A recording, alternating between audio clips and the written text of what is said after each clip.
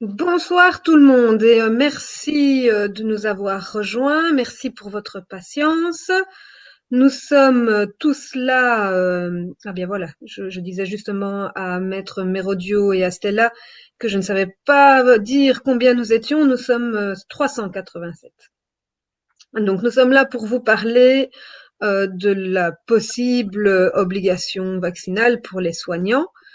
Je voulais commencer en vous rappelant que à l'heure actuelle, il n'y a pas de loi. Ce sont des effets d'annonce. Ce sont des effets d'annonce qui sont malheureusement suivis par des anticipations de certains employeurs qui sont absolument pas légales et contre lesquelles il faut réagir. Mais à l'heure actuelle, il n'y a toujours pas de loi et c'est la raison pour laquelle les partenaires sociaux ont entamé des négociations et il semble que devant le timing déjà très très short, l'échéance semble reculer et si nous continuons à mettre la pression, on pourrait rêver de ne pas arriver à cette obligation vaccinale. Maintenant, si par hasard on devait y arriver malgré tout, nous avons des arguments juridiques qui nous permettraient de défendre nos droits en justice et je vais laisser la parole à Stella pour vous les expliquer rapidement. Merci, bonsoir à tous. Merci Isabelle. Effectivement, malgré ce que vous pouvez lire dans la presse, imposer une obligation vaccinale à une catégorie particulière de la population ou la population générale, ce n'est pas quelque chose aussi évident en droit. Alors, pour multiples raisons que je ne développerai pas ici en détail, mais pour qu'une telle mesure passe, il faut qu'elle soit à la fois nécessaire, justifiée, proportionnée et efficace. Et on voit que sur cette base, compte tenu des éléments que nous avons aussi bien scientifiques que sur la base du droit actuel, on ne remplit pas les critères, puisque, comme vous le savez, la vaccination n'empêche pas la transmission. C'est ce genre d'éléments qui démontrent la non-efficacité ou la proportionnalité. Il y a pas mal de jurisprudence aussi bien au niveau, niveau belge que niveau européen ou au niveau international qui vont dans ce sens. Pour imposer une vaccination obligatoire, il faut remplir certains critères. Je vous demanderai de vous référer, par exemple, alors une fois n'est pas coutume, à l'arrêt de la Cour européenne des droits de l'homme, Varica, d'avril 2021, qui explique que oui, c'est possible d'avoir une obligation vaccinale, mais dans des conditions bien précises, notamment sur des maladies qui sont censées être mortelles pour les personnes concernées, des maladies qui sont donc évitables via les vaccins qui permettent d'arrêter la propagation, mais aussi il faut que ce soit des vaccins qui ont démontré leur efficacité et leur innocuité sur plusieurs décennies, enfin voilà, pour les vaccins infantiles. Donc on est en train de remplir les critères. Donc évidemment, la catégorie des soignants, c'est une catégorie particulière puisque, comme le disent certains syndicats, ils vous considèrent stigmatisés et discriminés parce qu'il y aurait une obligation vaccinale sur les soignants et non pas sur la population générale. C'est un argument qui ne tient pas parce qu'évidemment, vous êtes une catégorie à part, en première ligne, avec les gens qui sont malades. Donc évidemment, ce n'est pas une stigmatisation, mais il n'y a pas de principe de discrimination pour les catégories des soignants puisque vous êtes une catégorie à part. Mais voilà, donc ce sont des questions juridiques complexes. Je voulais juste vous rassurer dans une certaine mesure pour vous dire que non, c'est pas aussi facile malgré ce que vous avez pu lire aujourd'hui, même si vous êtes tombé sur l'avis de l'Institut fédéral des droits humains, c'est pas aussi simple que ça en est paraît. C'est pour ça que avec Isabelle, nous avons mis en place une stratégie globale, non seulement avec nos avocats habituels, pour un recours global contre la loi si elle venait à passer pour toute la Belgique. Et par ailleurs, nous avons la chance absolue de trouver Laura et son équipe, et on remercie aussi Frédéric Rousseau à cet égard, qui nous a permis d'être en contact avec ces personnes formidables et super compétentes qui vont nous aider pour vous aider pendant que la requête de suspension de la loi, si elle venait à passer, est en cours d'examen, il va falloir vous donner des outils concrets pour vous défendre, pour éviter les sanctions, les suspensions.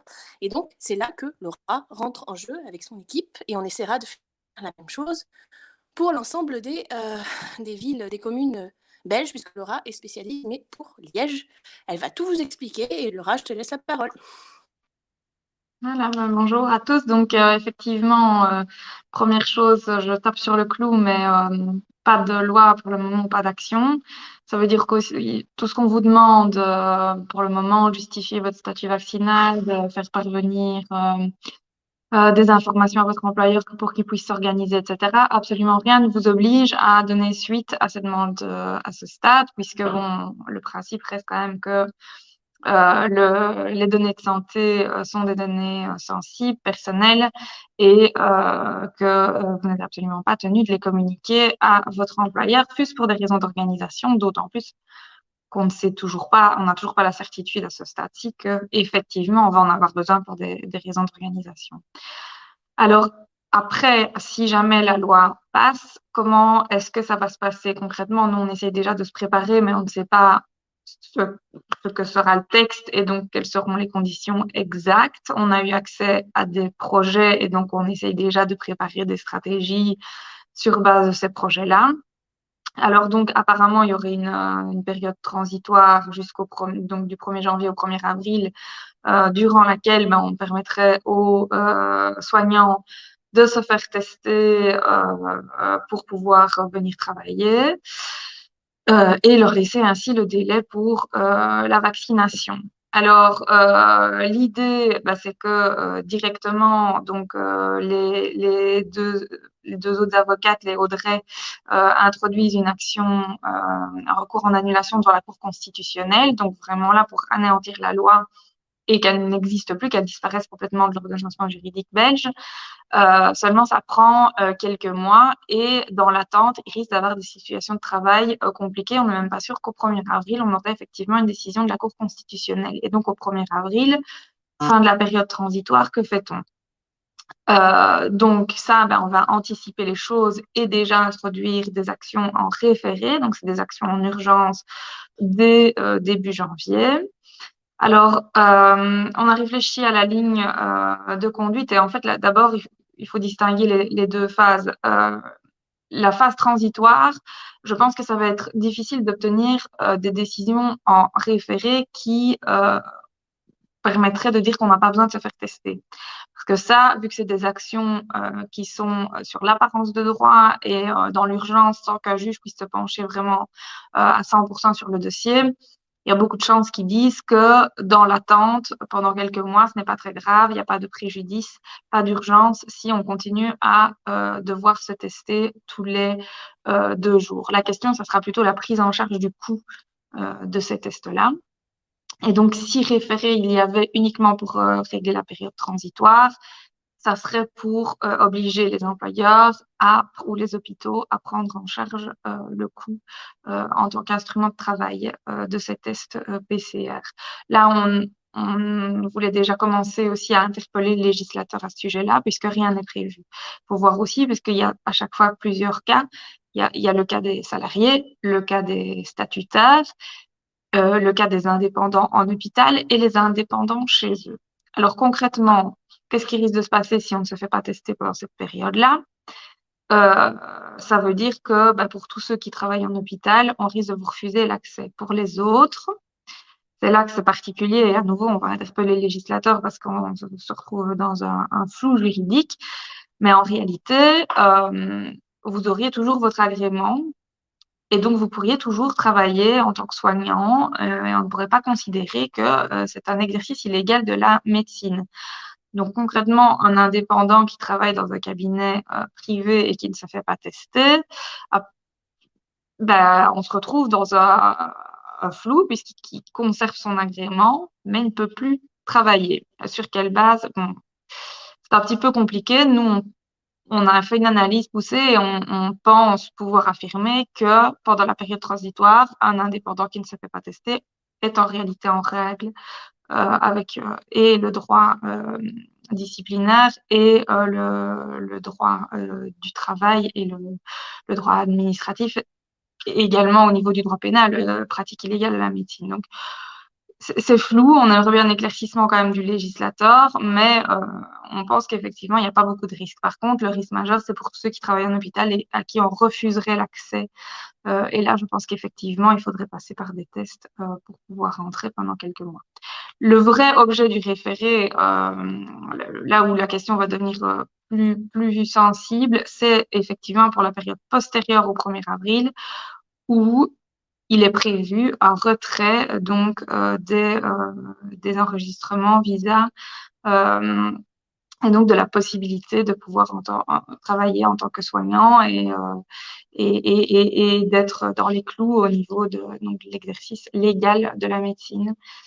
À partir du 1er avril, si la loi passe, effectivement, là, vous ne pourriez plus prester sans être vacciné. Donc, l'idée, c'est d'aménager des référés et de demander qu'on suspende la loi dans l'attente d'un arrêt de la Cour constitutionnelle, puisqu'il en va évidemment de votre intérêt majeur à travailler, à gagner votre vie, et donc à assurer une vie digne, à avoir une vie familiale, etc., etc. Donc, c'est toute une série de valeurs et de droits fondamentaux qu'il convient de protéger de manière prioritaire dans l'attente d'un positionnement de la Cour constitutionnelle. Donc, voilà, en gros, il y aurait, pour résumer, une action de fond qui est menée par les Audrey. Nous, pour la période transitoire, on pourrait lancer des actions uniquement si il y a un souci au niveau de la prise en charge du coût des tests, mais on prend déjà les devants pour obtenir une décision qui dit que vous pouvez continuer à travailler après le 1er avril dans l'attente de la position de la Cour constitutionnelle. Si la Cour constitutionnelle valide le projet, alors là, au niveau des moyens légaux, on va se retrouver un petit peu à court et ça veut dire que la loi voilà, sera définitive, aura force obligatoire et qu'il faudra effectivement se faire vacciner pour pouvoir travailler. On espère absolument ne pas devoir en arriver là et on espère réellement que la Cour constitutionnelle va réagir. Je pense que il va aussi être question d'agir sur le plan politique et de montrer un maximum d'opposition face à cette mesure-là, qui passe, ceci dit, relativement mal dans la mesure où voilà, les soignants ont été applaudis et aujourd'hui licenciés. Le message est assez brutal et mal digéré par la plupart de la population. Donc, je ne désespère pas et je pense qu'on a des vrais arguments juridiques et que ça soit en référé ou sur le recours à la Cour constitutionnelle, je pense réellement que on peut y arriver et que il faut absolument pas se décourager et j'espère vraiment de tout cœur. En tout cas, on est en train de se mobiliser, on travaille non-stop pour le moment pour essayer de vous défendre au mieux et je suis confiante sur les chances de succès de toutes ces actions. Voilà. Je ne sais pas s'il y a des questions, comment ça se passe. Ah oui, oui, j'en ai plein de questions. Écoute, déjà sur les tests, est-ce que dans le projet qu'on a pu lire, est-ce qu'il est spécifié à qui paye ces tests? Ils Non, sont à charge de l'employeur non, ou de l'employé? non, on va écrire cette semaine au Parlement, aux députés, pour savoir ce qu'il en est, parce que rien n'est prévu. Et justement, à mon avis, c'est le seul point pendant la période transitoire qui risque vraiment de poser souci. S'opposer au test pendant cette période-là, ça va être compliqué, mais, euh, mais leur prise en charge, à mon avis, doit être par l'employeur, absolument. En tout Ok, cas, au milieu hospitalier. d'accord. Et pour les indépendants alors, comment ça va se passer? Qui serait en charge de vérifier qu'un indépendant non vacciné? La police? Et quoi, avant d'aller travailler, je vais au commissariat de mon village montrer mon petit test? Non, non, c'est sur contrôle. Donc, si personne ne vient vérifier, bah voilà, il y a toujours un agrément qui est là, il y a toujours un numéro INAMI, etc. On peut continuer à travailler, simplement, c'est juridiquement assez aberrant. Donc, En fait, à partir du 1er avril, on perd son agrément et on ne peut plus travailler comme soignant, mais il y a une procédure qui est mise en place avec une audition, etc. Là aussi, on est en train de travailler sur des courriers types, des moyens de défense pour justement demander à ne pas perdre son agrément, son enregistrement, son visa, enfin, et, mais pour la période transitoire, il n'y a rien de similaire. Donc, en fait, on est toujours soignant, on est toujours autorisé à prester la médecine, mais il y a une loi qui dit qu'il faut pour ça faire des tests tous les jours. Et concrètement, c'est une obligation qui n'est assortie d'aucune sanction. Donc, qui peut uniquement être contrôlée par la police, mais il n'y a même pas une sanction pénale pour le moment. Donc, voilà, pour moi, c'est une obligation qui n'en est en réalité pas une. Maintenant, sous réserve, tout ce que je D'avoir dis le là texte, est une c'est ça. interprétation et on est dans un cas très, très particulier. Donc voilà, c'est toujours sous toute réserve, mais je pense sincèrement qu'en fait, pour quelqu'un qui n'est pas soumis à une interdiction d'accès à l'hôpital, ben, il n'y a pas de réelle sanction. La seule sanction qui pourrait intervenir, c'est ça, c'est bloquer l'accès à l'hôpital, quoi. Ok. Est-ce que le certificat de rétablissement suspend cette obligation de faire un test? Est-ce qu'un soignant qui a un certificat de rétablissement, un CST de rétablissement, est dispensé de faire les tests? Bah, pour le moment, il y a une version du projet où il y a ça en tout cas. Faudra voir le texte tel qu'il sera publié, mais effectivement, il y avait une possibilité à confirmer À en fonction du confirmer. texte final. D'accord.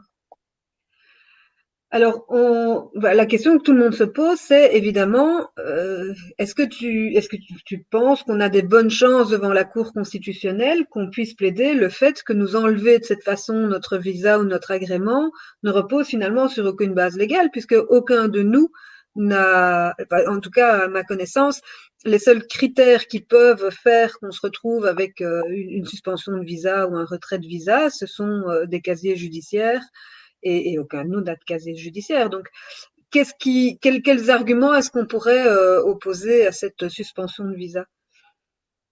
Ben oui, surtout que pour le moment, en fait, il ne prévoit pas d'articulation entre les deux législations. Donc, c'est ça qui est aussi un peu particulier, c'est que finalement, il prévoit un retrait de visa, mais sans toucher à la législation sur les visas. Donc, ça n'a pas de sens. Maintenant, c'est pas un argument qui peut être invoqué devant la Cour constitutionnelle où on contrôle uniquement le respect de la Constitution et du droit européen. Du coup, ben, cet argument-là en soi ne pourrait pas passer. Par contre, nous, on compte bien l'invoquer dans le cas des référés devant les juridictions du travail ou le tribunal de première instance selon qu'on est salarié ou indépendant. Mais il y a plein d'arguments. Il y a ceux qui ont été évoqués par Stella en ce qui concerne la possibilité de contester le vaccin, enfin l'obligation vaccinale en elle-même. Il y a quand même des questions aussi, à mon avis, de discrimination, même entre les soignants, parce que finalement, bah, allez, un psychologue qui travaille seul dans un cabinet privé n'est pas dans la même situation que un soignant, une infirmière aux soins intensifs qui est en contact en permanence avec des maladies infectieuses.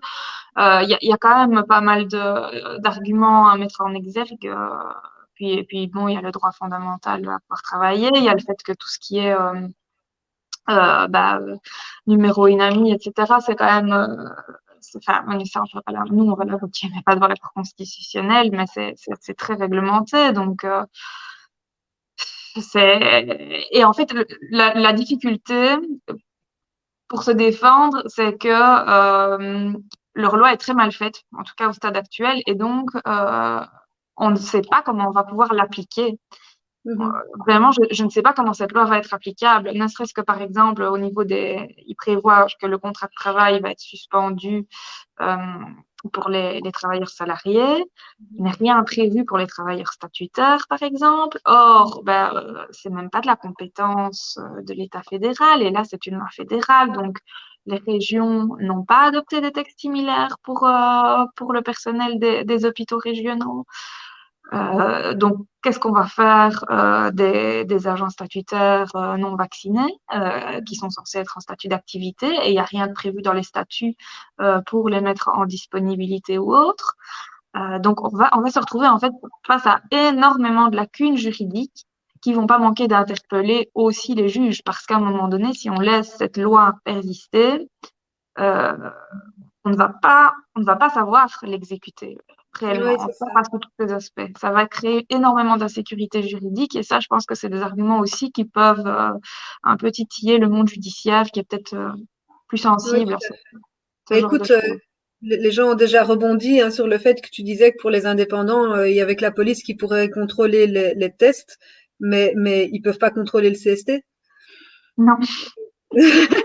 Donc il y aura, voilà, donc pour les Voilà. indépendants, Ils qui va peuvent pas contrôler? contrôler les données médicales, donc effectivement, c'est un, Oui, il y a rien qui est prévu vraiment à ce stade-ci. Si la loi passe telle qu'elle est prévue, moi je pense qu'elle va être majoritairement inexécutable, c'est ça, réellement. c'est ça, bah, tant mieux. Oui. Quelqu'un me demande si la suspension est définitive. Non. Imaginons maintenant que le vaccin Valvena, qui est un vaccin classique, arrive sur le marché et que celui-ci rassure la majorité des soignants qui finalement se font vacciner. Est-ce que pour les indépendants, c'est mort, évidemment, ils auront perdu leur patientèle, ça, je pense qu'ils n'y ont pas pensé, mais est-ce que les employés peuvent retrouver leur poste s'ils se font vacciner par la suite? Euh, ben, oui, la suspension n'est pas définitive, donc il est possible que la Cour constitutionnelle suspende et puis 2 ans, 3 ans après, n'annule pas la loi. À ce moment-là, dans cette hypothèse-là, bah, ça veut dire que pendant les 2 ans ou 3 ans qui vont s'écouler, bah, les personnes auront travaillé normalement, auront perçu leur rémunération, il n'y a pas de souci. L'annulation prendra effet à la date de l'arrêt de la Cour constitutionnelle. D'accord. Euh, donc, ça ne remettra pas en cause. Par contre, là où c'est plus embêtant, c'est si la Cour constitutionnelle ne suspend pas, rejette le recours et puis annule des années après. Parce que là, effectivement, on pourra dire, ben, on a perdu 2 ans, 3 ans, on a perdu notre patientèle, notre contrat de travail a été suspendu, et donc là, ça voudra dire responsabilité de l'État belge et réclamation de dommages et intérêts pour le préjudice qui a été subi. Ok. Euh, Ah oui. Dis-moi, si on perd notre agrément, notre visa, notre droit d'exercer en Belgique, est-ce qu'on a toujours la possibilité de partir exercer ailleurs? alors là, c'est une question d'équivalence des diplômes. Donc, ça dépend un peu comment les différents diplômes sont reconnus selon les pays. Ça, je ne connais pas tout par cœur. Je pense que, par exemple, les infirmières, un- il y a quand même pas mal de mouvements au niveau européen, à mon avis, mais je ne connais pas la réponse comme ça. Il doit y avoir des reconnaissances assez faciles de diplômes. On a pas mal d'infirmières portugaises, etc., qui viennent ici. Je suppose que Mhm. ça doit aller dans l'autre sens également, à condition aussi de trouver un pays qui ne ferait pas la même chose que chez nous, bien sûr. Mhm. Oui, c'est ça. Mm. Et donc, voilà, le fait de perdre ici un agrément n'annule pas le fait que nous soyons diplômés et qu'on peut demander une équivalence de diplôme Tout ailleurs. à fait. Oui, non. Le diplôme reste valable. C'est vraiment l'enregistrement numéro INAMI en Belgique qui va poser souci. D'accord. Évidemment, la question que tout le monde se pose, c'est est-ce que, vu le contexte émotionnel qui nous pèse à tous et qui, je pense, pourrait induire pas mal de dépression et de burn-out parmi les soignants concernés, est-ce que ceux-ci, s'ils sont sous certificat médical au moment où leur contrat est suspendu ou au moment où ils sont mis au chômage, est-ce que ce certificat médical les protège du licenciement? Mais là aussi, on a vraiment un vide, mais a priori, donc pendant la période transitoire, ben là, pas de souci. Et pour la période à partir du 1er avril, pour le moment, en l'état actuel du texte, il prévoit donc une suspension du contrat de travail avec chômage temporaire. Mais concrètement, ça veut dire qu'on reste lié à l'employeur et donc qu'est-ce qui va primer tomber sur c'est la mutuelle qui prime sur le chômage en principe. Oui, c'est sûr en fait, la mutuelle prime, donc on tombe prioritairement à charge de sa mutuelle plutôt qu'en chômage temporaire. Et dans tous les cas, actuellement, en l'état du texte, il n'y a pas de possibilité de licenciement pour cause de non-vaccination. Mais alors, Ok. du coup, on se retrouve quand même lié sans possibilité de travailler, quoi. Ouais, ouais, c'est ça. Est-ce que tous les soignants qui ne sont pas en contact avec des patients, comme je ne sais pas moi, les gens qui réassortissent les rayons ou qui travaillent dans des bureaux sont concernés, ou c'est vraiment que ceux qui ont des contacts directs avec les patients? À nouveau, le texte n'est pas très clair, mais vu que la sanction se fait au niveau du retrait des enregistrements Visa, etc., numéro INAMI, et donc au niveau, en fait, ça induit qu'on ne peut plus, enfin, qu'on pourrait nous reprocher un exercice illégal de la médecine. A priori, rien n'empêche de poser des actes qui ne nécessitent pas, enfin, qui ne sont pas dans le cadre, qui ne sont pas des actes médicaux, quoi, protégés, pour lesquels il faut un accès à la profession, numéro INAMI, etc. Pour lesquels on ne peut pas reprocher justement un exercice illégal de la médecine. La médecine. Ou de l'art infirmier ou Oui, oui, d'accord. Et donc, du coup, parce que pendant tout un temps, il était question que les éducateurs dans les maisons pour personnes handicapées allaient être concernés, que les puéricultrices pour les crèches allaient être concernées. Est-ce qu'on a une idée de qui est concerné? Pharmacien, qui est concerné? Bah, Donc, le actuellement, vu texte qu'il que je joue connais, hein, précisément sur cette notion euh, de numéro INAMI, etc., ben, ça serait uniquement justement via cet enregistrement qu'on est considéré comme personnel soignant. Donc, c'est vraiment les actes protégés. Donc, un infirmier qui est engagé comme secrétariat, enfin, pour faire du travail de secrétariat, a priori, n'est pas il est considéré comme du personnel soignant. OK. Est-ce que les employeurs sont tenus de proposer un autre poste aux infis ou c'est licenciement d'office ou suspension? Alors, c'est pas prévu. C'est pas prévu. Maintenant, effectivement, on pourrait le demander via des trajets de réintégration. Et donc, mais alors là, avec un risque quand même, en demandant à la médecine du travail un poste adapté, etc., et en estimant, en principe, c'est pour les problèmes de maladie. Mais on peut essayer de réclamer des adaptations du contrat de travail par ce biais-là, avec le risque que du coup, bah, il y a aussi une fin de contrat qui aboutisse euh, sans indemnité à la fin du trajet de réintégration. À part ce trajet-là qui est vraiment un parcours légal quoi, pour demander une adaptation du poste de travail, on peut aussi évidemment toujours s'arranger de manière amiable avec son employeur.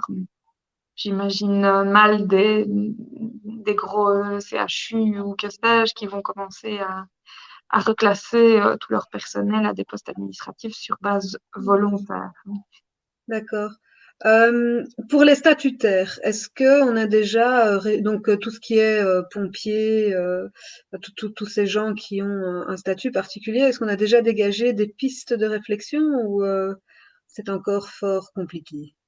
Pour les statutaires, il me paraît que c'est vraiment le pire parce que on est enfin, vous savez, comme la Belgique est compliquée au niveau de la répartition des compétences, mais sauf erreur de ma part, les hôpitaux, c'est une compétence régionale. Donc, les pompiers, ça, je ne sais plus, c'est la compétence, si c'est fédéral ou régional. Régional, hein. Enfin bref, et donc en fait, il faudrait limite un accord de coopération pour fixer ça, ou alors laisser à chaque employeur le soin de modifier son statut pour régler les questions. Mais concrètement, on est sur une loi fédérale qui ne va pas du tout aménager la manière dont ça va se passer avec l'employeur régional. Oui, c'est ça. Donc, on va de nouveau se retrouver avec une insécurité juridique, avec la possibilité pour chaque employeur de faire un peu ce qu'il veut. Voilà. Ouais. Alors, est-ce que cette obligation vaccinale inclut la troisième dose? Est-ce que ça veut dire que les soignants qui ont 2 doses et qui ne feraient pas la troisième reviennent à la case départ? Oui, et alors là, d'ailleurs, c'est un excellent argument, à mon avis, à invoquer devant la Cour constitutionnelle aussi, c'est que en réalité, les modalités de la vaccination ne sont pas du tout définies. Et on ne dit même pas qui va fixer le nombre de doses nécessaires. Donc, on dit juste que il faudra faire autant de doses que ce qui est recommandé, mais recommandé par Pfizer ou par un organisme indépendant, on ne le dit pas. Et donc, grosso modo, si tous les 3 jours, on vous recommande de vous faire vacciner, je caricature évidemment, mais ça serait potentiellement permis par le projet de loi tel qu'il est rédigé actuellement. Oui. Donc, c'est ça que je pense que ça peut intéresser aussi ceux qui sont actuellement vaccinés, c'est qu'en fait, il n'y a pas de fin prévue à ça. Il y aura des rappels et des doses qui peuvent intervenir. Et bon, je pense que le projet est de faire 2 doses par an, quoi. Donc, Oh bah 3, hein. Là, on est à 3 doses, on est à 3 doses en 2021. Donc, s'ils continuent sur leur lancée, c'est une dose tous les 4 mois, hein. ouais, c'est vrai. Mais bon, c'est perso, il faut quoi. Je sais pas, malheureusement, Stella a un gros problème de connexion et donc elle nous a quittés. C'est dommage parce qu'elle connaît bien le, le droit européen. Mais est-ce que tu penses que cette législation européenne peut être invoquée en notre faveur, non seulement au niveau du respect des données personnelles, mais aussi au niveau de l'obligation vaccinale qui a quand même été super bien décrite par la Cour européenne des droits de l'homme, l'arrêt Wawrinka. Est-ce que celui-ci est pour une fois en notre faveur? Oui, ben oui, je pense que vraiment, il y a plein de choses à dire avec cet arrêt-là. Et, et même par rapport, oui, là, il faudrait, enfin, Stella connaît bien mieux, c'est vrai que c'est dommage que moi, mais on va se pencher aussi sur le problème même de enfin, la procédure de mise conditionnelle sur le marché des médicaments, parce qu'il faut, à partir du moment où on part sur une obligation vaccinale, la moindre des choses, c'est quand même de suivre ça avec sérieux, de faire remonter les effets secondaires, etc.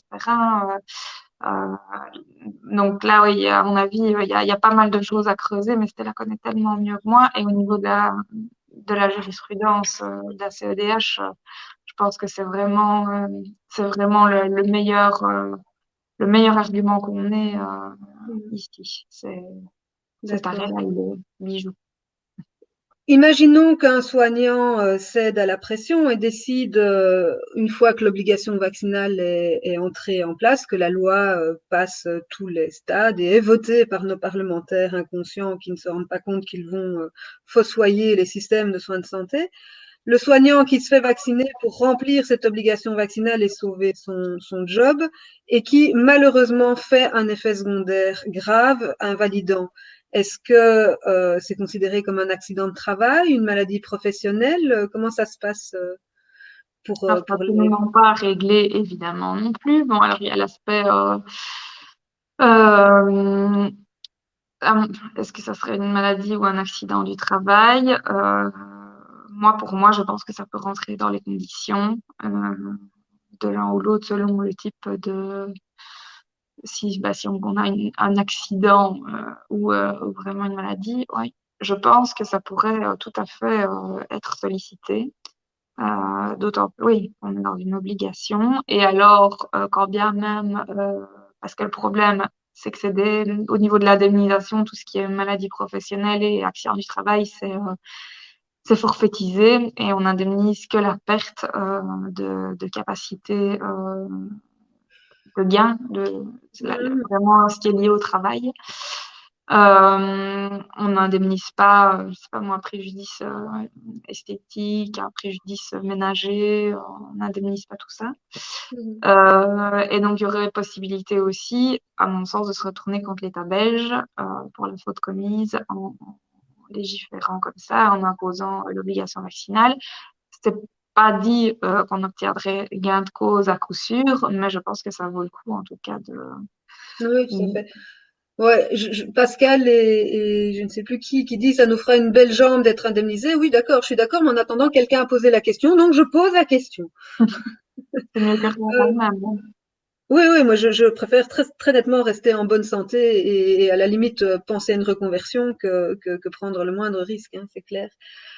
À l'heure actuelle, plusieurs soignants nous ont alertés parce que des listes de personnel vacciné, pas vacciné circulent. Elles sont faites, elles sont affichées, elles sont placardées. Tout le monde sait le statut vaccinal de chacun. Qu'est-ce qui est déjà possible de faire là maintenant avant même que la loi soit passée? C'est une infraction, on est d'accord. C'est une infraction et donc effectivement dénoncer cette infraction-là. Donc là, Aurélie, qui est Aurélie Kettels, qui est dans le groupe aussi avec Alice Le Bout, on va travailler toutes les trois donc, pour vous défendre. Malheureusement, Aurélie a le Covid. Elle est au fond de son lit et elle n'est pas en très grande forme. Mais elle était censée déjà préparer justement un courrier type sur cette question-là à diffuser, mais on va essayer de vous le fournir pour la fin de la semaine quand même. Effectivement, pour réagir et dire que non, c'est inadmissible, il y a possibilité aussi de porter plainte au niveau de l'autorité de protection des données, puisque c'est une infraction GDPR. En priorité, l'infraction doit être dénoncée à l'employeur lui-même, mais ça peut suivre et on va vous fournir une petite note avec la façon de réagir type dans ce cas-là. Mais en tout cas, sachez que ce n'est pas légal. Ça, c'est certain. Ce n'est pas du tout légal de collecter les données personnelles, encore moins de les afficher et voire d'avoir des comportements discriminatoires au sujet des non-vaccinés. Oui, tout à fait. Alors les étudiants rencontrent aussi beaucoup de problèmes Ils sont puisque pénalisés. voilà, les centres de stage les refusent au prétexte de leur statut vaccinal. Donc déjà, on peut se poser la question de savoir comment ils ont pu le connaître et Oui. qu'est-ce qu'un étudiant kiné, par exemple, ou infirmière ou diététicienne qui se voit refuser un lieu de stage peut envisager. J'avais pas pensé qu'on allait mais on va préparer du coup aussi un courrier type pour ça, mais non, ils sont pas visés, ils n'ont aucune obligation d'être vaccinés, donc non. On ne peut pas leur refuser le stage sur cette base. C'est ça. Et, écoute, j'ai encore beaucoup de questions, mais elles sont récurrentes avec ce qui a été dit au début. Donc pour les retardataires, je vous enverrai le lien du replay, comme ça vous pourrez les écouter. Je les repose pas. Quelqu'un me demande si on peut négocier pour avoir plutôt un test salivaire plutôt qu'un test PCR toutes les 72 heures, parce que ça c'est quand même pas rien. Est-ce que Il c'est y a, prévu il y a deux, mais à nouveau, ça va peut-être évoluer, mais pour le moment, il y a deux tests qui sont prévus dans le projet. Antigénique 48 heures et PCR 72 heures, je pense. Ça évoluera peut-être, je ne sais pas. Après, de négocier si l'employeur est d'accord, voilà. Mais en principe, non. Mais vu que l'enjeu, c'est principalement l'accès à l'hôpital, si l'employeur est d'accord, il n'y a C'est personne, ça. je pense, qui viendra vérifier. Ok. Bon, alors encore une fois, pareil avec un employeur qui refuserait déjà maintenant de laisser un employé non vacciné de travailler. Alors, un recours est Non, possible, non, je non, non. suppose. Oui, tout à fait. Là, c'est absolument pas possible. Le principe, ça reste quand même l'interdiction de discriminer les personnes sur base de leur état de santé, hein. Ok, Donc, il pourrait s'exposer à un paiement de 6 mois de salaire pour cette discrimination-là. ok. Alors, oui, dans le texte des lois, est-ce qu'il était prévu, comme en France, des contre-indications médicales? Comment ça se passe pour les gens qui peuvent vraiment pas se faire Excellente question, parce qu'actuellement, mais j'espère réellement que le texte va évoluer parce que sur ce point-là, il est assez nauséabond aussi, puisque le critère pour pouvoir être exempté de l'obligation vaccinale est d'avoir une maladie extrêmement rare. Donc, déjà, je n'aperçois pas en quoi le critère de rareté est pertinent, mais ça évoluera peut-être parce que je ne vois pas comment ça pourrait passer d'un point de vue juridique en l'état. La rareté n'est pas du tout liée à la contre-indication médicale. Et donc, je pense pas que ça va être voté en l'état. Et alors, deuxième chose, cette contre-indication extrêmement rare doit être attestée par un médecin qui est attaché à un centre de référence dont la liste est publiée par le gouvernement. Donc, on est vraiment dans un contrôle maximum et face à... Ça, donc il n'est pas question que le médecin qui te suit habituellement pour ta maladie auto-immune ou pour ta maladie allergique grave puisse faire un certificat de contre-indication, c'est que les experts du gouvernement, encore une fois. Oui, et il n'y a pas de recours possible prévu dans le texte contre leur décision. Ah oui, donc Donc, on peut même pas contester la décision, on peut même pas faire appel à un contre-expert. non. Donc, je trouve que le texte est vraiment particulièrement infâme sur cet aspect-là et dénote quand même derrière. Il y a vraiment une absence de confiance totale dans le personnel soignant, quoi. Oui, C'est c'est assez ça. interpellant. C'est ça. Ils ont vraiment la trouille que on se fasse des faux certificats de vaccination. Et donc, oui, c'est ça. Une personne qui dit, voilà, j'ai eu 2 thromboses, ça ne me fera pas échapper à la piqûre. Non, Non. puisqu'effectivement, dans le projet de loi, c'était vraiment que quelques maladies très particulières. Oui, bah, Mais voilà. ça Donc ça, pourrait évoluer, hein, parce que franchement, ça, je vois pas comment ça pourrait passer, mais voilà. c'est ça. Alors oui, il y a beaucoup de questions sur l'autorisation de mise sur le marché et malheureusement Stella, qui est notre Ah, spécialiste du droit européen, n'arrive pas à se connecter. Elle est repassée, elle est repassée à la 3G ou à la 2G. Et donc, je pense que c'est très compliqué de répondre.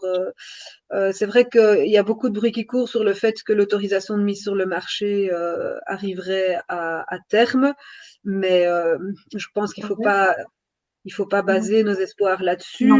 Ils vont les renouveler. Ils ont acheté déjà, ils ont commandé pour 1,8 milliard de doses. La locomotive est lancée. Ils ils ne vont pas suspendre les autorisations de mise sur le marché. Ça, c'est très clair. Ouais. Alors oui, est-ce qu'un vaccin expérimental peut être obligatoire? Ben, ce sera évidemment toute notre Un élément argumentation. à prendre dans la balance, justement, pour dire que ce n'est au niveau de son innocuité, etc., il ne peut pas. Voilà, en fait, c'est une balance bénéfice-risque. C'est le même principe finalement qu'en médecine, en droit, mais ça rentrera dans la balance, quoi. Tout à fait. Bon, alors, plusieurs personnes demandent encore, est-ce que cette obligation vaccinale va concerner les enseignants?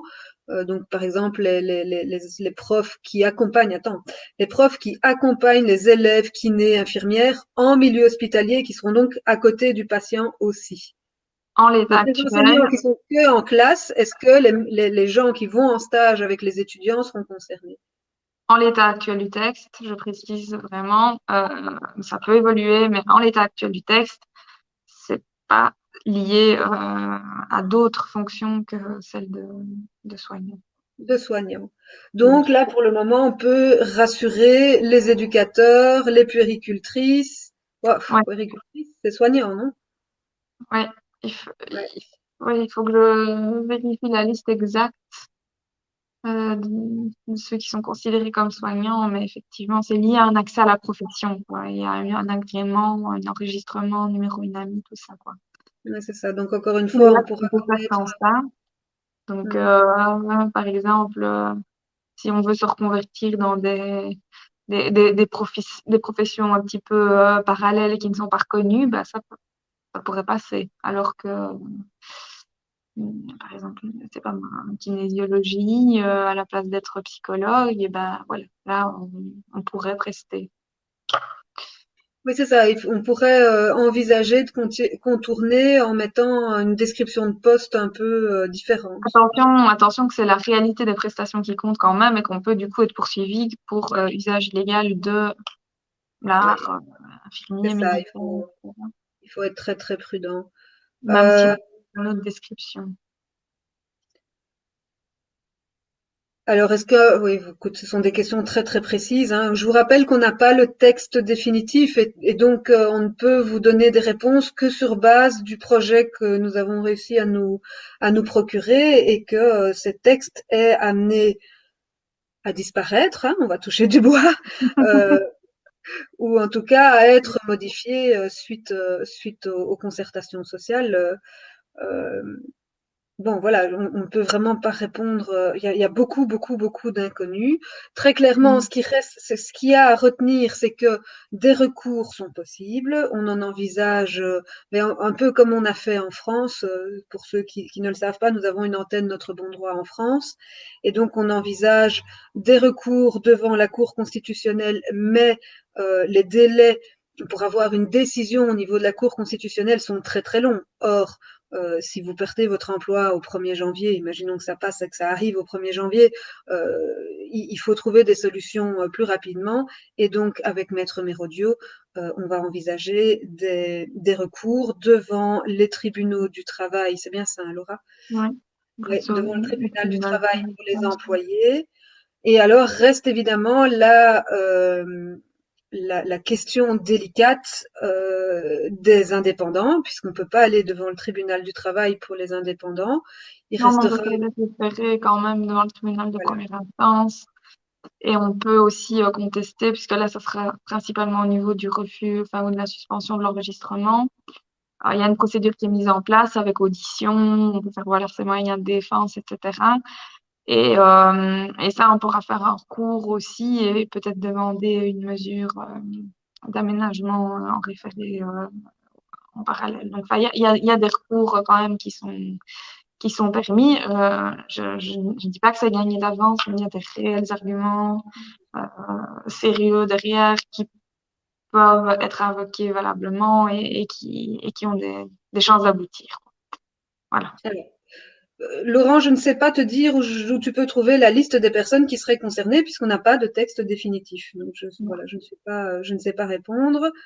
Euh, alors oui, donc voilà, comme on dit, le tribunal du travail pour les employés, le référé pour les indépendants et les statutaires aussi, hein, c'était la piste qu'on dégageait.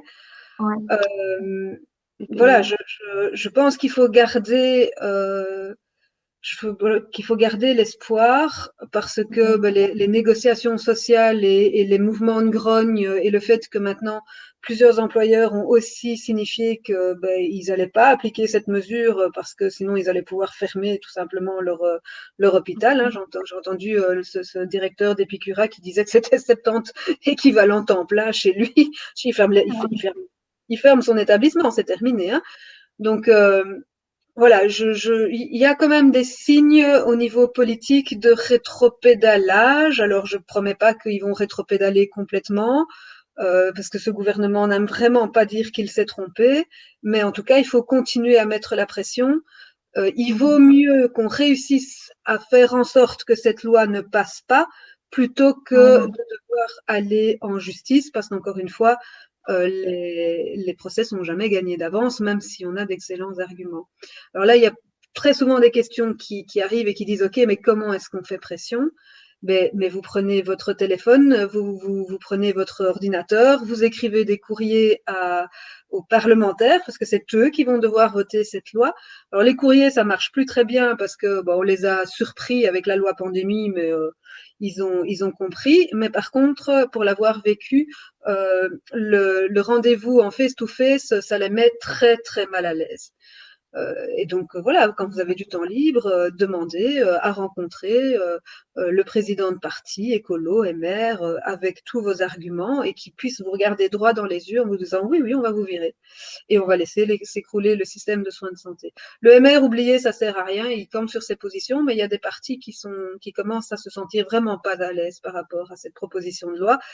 C'est le PS, c'est écolo, et donc c'est chez eux qu'il faut aller toquer.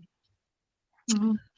C'est vrai que humaniser le face-to-face, c'est bien parce qu'on se rend compte que C'est c'est ça. des gens On n'est plus derrière. des soignants, on est des personnes. Le Ouais, mot soignant nous a déshumanisés, tandis que quand on va les voir, tout d'un coup, oh, hey, derrière le soignant, il y a quelqu'un. Ben oui, mais ouais. oui. Alors, comment fait-on pour obtenir son rendez-vous? On prend Google, on tape la personne qu'on veut voir, le nom de la personne qu'on veut voir, et on cherche son attaché de cabinet. Et on passe par là. Euh, Avez-vous des documents? Ben oui, hein, dans les boîtes à outils, allez voir les boîtes à outils scientifiques et juridiques, il y a tout, hein. Alors, vous parlez de chômage temporaire à partir d'avril. Qu'est-ce que ça veut dire? Je ne sais pas répondre. Je n'ai jamais été Ça au veut dire chômage. que le contrat est suspendu, le contrat de travail. Il existe toujours, mais il est suspendu comme si on était en maladie. Et pendant ce temps-là, ben, on touche une indemnité de chômage euh, qui est prévue dans des cas. Bah, c'est comme les chômages intempéries ou les chômages économiques, quand il n'y a plus suffisamment de travail dans certains secteurs, etc. Bah, ouais, c'est des situations pour régler provisoirement. Ça a vocation à régler provisoirement certaines situations compliquées. Ici, il n'y a pas de date de fin prévue, donc je ne sais pas comment ils vont s'arranger aussi avec l'ANEM, parce que ça veut dire concrètement des gens à charge avec des indemnités qui sont plus intéressantes en principe que les allocations de chômage classiques. Ouais. Donc il y a pas de date de fin. Donc un soignant employé pourrait passer le reste de sa carrière au chômage. Ouais. Je sens que je vais devenir employé à la fin du mois de décembre. En plus, il faudrait que je vérifie et que je creuse ça un petit peu aussi, mais a priori, tout ce qui est justement chômage temporaire, étant donné que ça a vocation à être temporaire, il n'y a pas tout ce qui est obligation de recherche d'emploi, etc. Donc, Donc c'est du temporaire, mais sans date de fin. voilà. Donc, je pense vraiment qu'il y a beaucoup, beaucoup, beaucoup de problèmes. C'est pas possible que cette loi passe en l'état, quoi. Mais D'accord. Et donc pour les indépendants, là ils ont parlé du droit passerelle. pas réglé pour le moment. Donc, C'est pas pour réglé non plus. je sais pas. D'accord. D'accord. Est-ce qu'il vaut mieux démissionner Non. ou est-ce qu'il vaut mieux se laisser, pour les employés en tout cas, est-ce qu'il faut mieux se Non, laisser licencier? ouais, surtout pas démissionner. Il faut se laisser, parce que sinon, on démissionne, on perd son droit aux indemnités, enfin, aux allocations de chômage, en tout cas provisoirement. Mais si vous démissionnez maintenant, vous risquez vraiment d'être sanctionné par le NEM. Donc, D'accord. Hem, Est-ce qu'un indépendant qui donc, par définition n'a pas droit au chômage peut faire, par la suite, un stage d'attente, et se réinscrire comme chercheur d'emploi pour bénéficier, des formations, Forem, et se réorienter? alors, il y a le droit passerelle dont je ne connais pas les contours exacts, mais qui est plutôt temporaire. Et sinon, les allocations de chômage, il y a plein de manières différentes de les obtenir. Mais a priori, il y a les stages. Donc, les 2, 3 dernières années, il faut avoir presté X journées de travail comme salarié. Souvent, on ne reconnaît pas le travail comme indépendant, donc à certaines conditions bien précises. Le fait d'attendre, ça ne vous donnera jamais droit, à part si vous êtes toujours étudiant. Et donc, il y a des possibilités aussi via les articles 60 au CPS de récupérer ces allocations de chômage en faisant un travail pour le compte du CPS. Il y a possibilité de récupérer simplement avec un travail salarié classique. Mmh. Euh, il y a plein de voies, mais il faut réintégrer les circuits normaux, en fait. D'accord. Donc, s'il fallait conclure, surtout pas démissionner, Non, surtout pas paniquer, non. patienter, pas de loi, pas d'obligation. Si un employeur vous licencie déjà maintenant sur votre statut vaccinal, c'est une faute grave, c'est un Vous faites licenciement appliquer abusif. tout de suite. Vous 6 mois de pouvez poursuivre. rémunération. Voilà.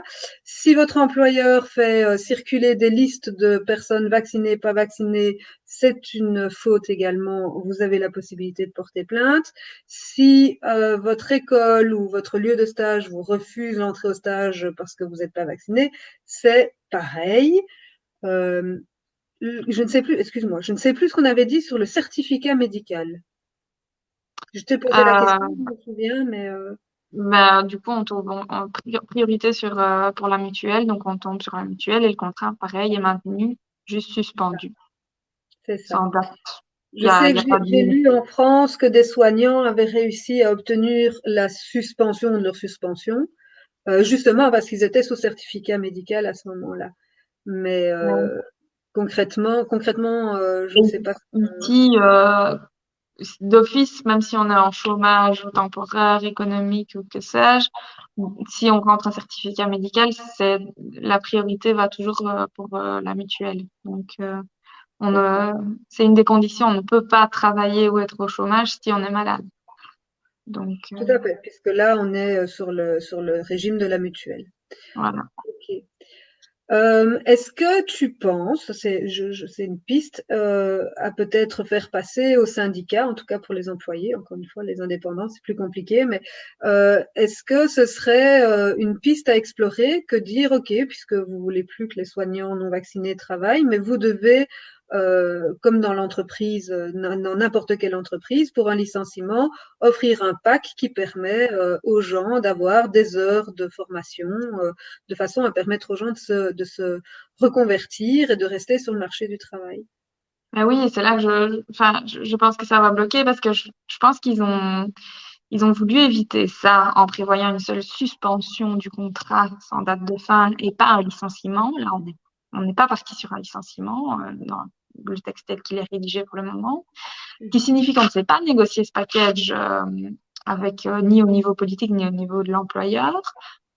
Enfin, sauf si l'employeur est d'accord de licencier moyennant paiement d'une indemnité, hein, mais je veux dire, une négociation globale, elle n'est pas possible.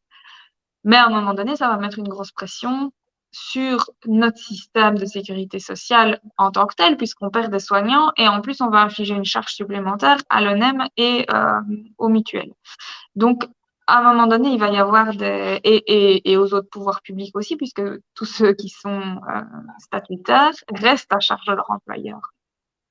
Tout à fait. Donc, ça va être une énorme pression financière et je pense que ça sera peut-être un levier aussi pour obtenir le soutien des institutions et du monde politique de manière générale.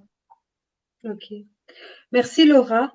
Je pense qu'on a vraiment fait le tour de toutes les questions et je répète pour les gens qui sont arrivés plus tard, il y a des réponses que vous pourrez réentendre plus tard. Stella est revenue. Stella, il y avait quelques questions sur le droit européen et sur Je l'éventuel. suis là, Et on t'entend. je suis désolée, j'ai 45 minutes que j'essaie de me reconnecter, je m'excuse profondément. Dites-moi, je suis là. Mais voilà, qu'est-ce qu'on va pouvoir aller chercher au niveau du droit européen dans le cas précis où cette loi éventuellement serait votée? Le problème du droit européen, c'est que dans le cas d'espèces, en matière de politique vaccinale et d'obligation vaccinale, ce sont les États membres qui sont exclusivement compétents. Donc, et Laura peut corriger, évidemment, parce que moi, je suis que juriste de droit européen et des droits international. Dans ce cas-là, je te coupe. Laura, si tu veux nous quitter, vraiment n'hésite pas, parce que je sais que tu as travaillé toute la nuit sur le recours des masques en primaire. Donc, comme on a répondu à vraiment l'essentiel des questions, n'hésite pas à aller te reposer. Je vais saisir cette perche, merci. Parce que je sais, on s'est encore entendu, il était au milieu de la nuit, donc pas te reposer. Merci beaucoup. Merci et courage à tous. Au revoir. Au revoir. Vas-y. Merci. Est-ce que vous m'entendez? Parce que Ok. Donc, en fait, le problème est que la question de vaccination obligatoire, c'est une compétence exclusive des États membres. Donc, s'il faut attaquer au niveau européen, il faut trouver un angle qui n'est pas sous cet angle-là. C'est-à-dire que, on doit avoir épuisé tous les recours au niveau national. Et 2, il faut le traiter sous l'angle des droits fondamentaux. Il n'y a que ça qu'on peut arguer, c'est-à-dire dire que l'obligation vaccinale va à l'encontre du traité ou de la charte de l'Union européenne, je précise. Parce que tu sais ma position sur saisir la Cour européenne des droits de l'homme au niveau international. 1, c'est très long. 2, il n'y a que 5% de cas qui sont recevables. Et je vous rappelle qu'il faut avoir épuisé tous les recours au niveau national. Donc, c'est long, c'est coûteux et c'est pas du droit qui a... Bon, évidemment, ça reste du droit international et ça, dans la hiérarchie des normes, c'est ce qui est le plus important, mais je vous rappelle que ça fait force exécutoire, contrairement au droit européen et évidemment le droit national. Donc, notre marge de manœuvre, elle est limitée. Souvent, on nous cite la résolution du Conseil de l'Europe du 27 janvier et on me dit, voilà pourquoi ça, on ne peut pas l'utiliser contre l'obligation vaccinale. Eh bien, parce que ce n'est pas du droit contraignant. L'Assemblée générale du Conseil de l'Europe, comme son nom ne le dit pas, c'est un organe de droit international et pas de droit européen.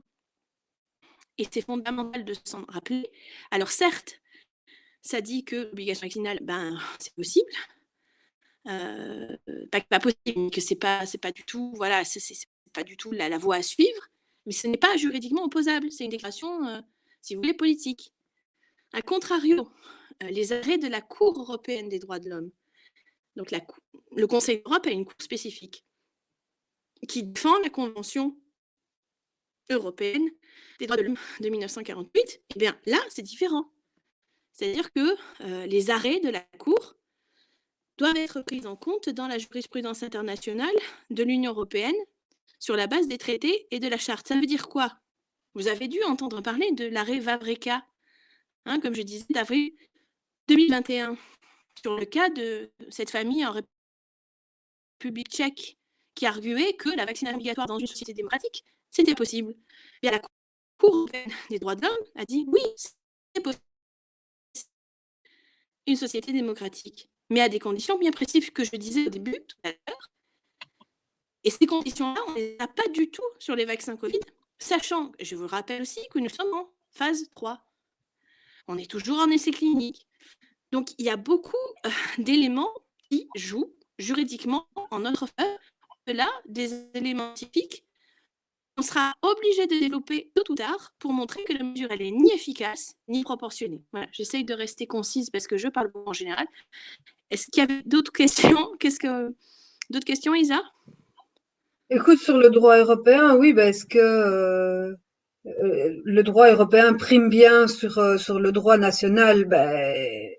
Oui, pour tout ce qui concerne les droits de l'homme, je suppose, mais tout ce qui est décidé pour tout. C'est-à-dire, okay. Dans la hiérarchie des normes, le droit européen, la charte et les traités priment sur la législation nationale. Mais attention, l'Union européenne n'est pas compétente pour tous les domaines. C'est-à-dire qu'il y a des domaines où l'Union européenne est exclusivement compétente, comme par exemple les matières de concurrence. Il y a des domaines, la majorité des domaines, où l'Union européenne est compétente complètement avec les États membres. Et c'est pour ça qu'on légifère entre le Parlement européen et le Conseil. Donc vous avez moult directives, règlements et décisions qui s'appliquent dans les États membres, qui doivent, si c'est une directive, le transposer en droit national. Si c'est un règlement, ça s'applique directement à tous les États membres dans la législation nationale. Les décisions. Mais il y a des pans spécifiques de compétences qui sont exclusivement aux États, c'est-à-dire qu'ils n'ont pas légué à l'Union européenne. Et c'est-à-dire que c'est la santé, la sécurité, l'ordre public. Donc voilà, je serais ravie de vous refaire, parce que ça fait peut-être un an qu'on en parle avec Isa, pour faire l'Union européenne pour les nuls, parce que c'est pour vous donner les clés qu'on ne vous a jamais données. Parce que dans les médias, on dit beaucoup de choses, on tape beaucoup sur l'Union européenne, mais il faut comprendre comment ça fonctionne, parce que ça vous donnera les clés pour vous, pour agir, de comprendre comment on peut actionner certains leviers pour défendre vos intérêts. Donc voilà, oui, ça prime. Donc le traité prime. Alors je vous invite à lire le traité. Bon, c'est un peu long, mais lisez la charte, parce que tout le monde se réfère à la Convention européenne des droits de l'homme, mais je vous rappelle que la charte des droits et libertés fondamentales de l'Union européenne est annexée au traité et c'est du droit immédiatement contraignant, contrairement à la Convention européenne des droits de l'homme, qui est du droit international. Donc, par exemple, si vous voulez, on mettra en ligne, pour rappel, la charte des libertés fondamentales de l'Union européenne.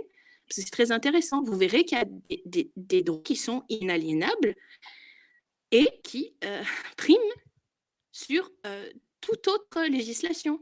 C'est-à-dire que, par exemple, si vous prenez l'article 52 de la charte, il est bien marqué que pour toute restriction de liberté fondamentale, ce que l'on est en train de vivre aujourd'hui, il faut bien prouver, l'État en question doit prouver que la mesure, elle est proportionnée, nécessaire et efficace. On revient toujours à la même chose. Donc, c'est des éléments que vous devez garder à l'esprit. Autre chose? Alors, le texte 7.3.1 et 2 concernant la discrimination vaccinale. Je ne sais pas de quel texte Sébastien parle. Alors, est-ce qu'on... C'est pas grave. Non, j'essaie de regarder. Est-ce qu'on parle de... Parce que 7.3, 7.2, ça me ramène... Voilà. Est-ce que ce serait oui, voilà. pas oui. Bah, en fait, le fameux texte Oui, c'est ça, c'est ce texte-là. C'est la résolution du 27 janvier 2021 du Conseil de l'Europe, qui est donc l'Assemblée parlementaire du Conseil de l'Europe. Le Conseil de l'Europe, c'est 47 États membres, c'est pas l'Union, c'est pas du tout la même chose. Ces déclarations, enfin ces résolutions, sont seulement à valeur déclaratoire et non pas de valeur exécutoire. Mais politiquement, oui, ça reste un signe, mais vous ne pouvez pas utiliser ça dans votre argumentation juridique ou utiliser ça comme excuse ou le fondement, par exemple, d'une plaidoirie ou d'une citation si on va en justice. On ne peut pas se baser sur ça pour dire, en fait, on ne peut pas avoir d'obligation vaccinale. Ça ne passera pas. C'est pas du droit contraignant, c'est du droit international. Et c'est même pas une convention ou un arrêt de la Cour, c'est une résolution de l'Assemblée parlementaire. Donc c'est très peu, ça a très peu de poids, à part politiquement. Et encore faut-il que les États en question disent « Ah bah oui, c'est vrai, c'est important. Rappelez-vous que le droit international, un des fondements du droit international, c'est la volonté des États de respecter les conventions qu'ils ont passées au niveau international. » Il n'y a pas de... Si, il y en a, parce que c'est eux qui l'ont désiré. Contrairement au droit européen, dans l'absolu, en droit international, vous pouvez toujours dire « Ah ben non, mais finalement, moi, je ne suis pas à la convention que j'ai signée. » Alors oui, vous aurez des sanctions, tout ça, mais contrairement au droit européen qui s'applique et qui est immédiatement opposable. J'essaie de voir d'autres commentaires. Oui.